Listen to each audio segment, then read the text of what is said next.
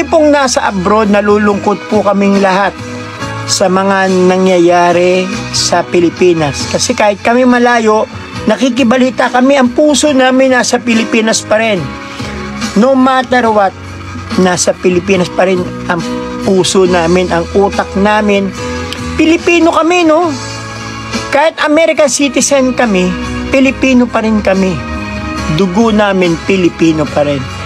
Kaya ipagdasal na lang po natin ang nangyayari sa Pilipinas. Diba? Huwag po tayo mag-away-away. Pinaka-the best niyan, pagdasal na lang po natin ang nangyayari. Na sana umunlad tayo. Ang Pilipinas po, sa katotohanan, kulelat po tayo sa Asia. Kulelat na kulelat po tayo sa Asia dahil sa sobrang politika. Too much politics sa atin, sobra. Kaya po, sana ipagdasal po natin. Hinihingi ko po na sana po pagdasal po natin ang Pilipinas.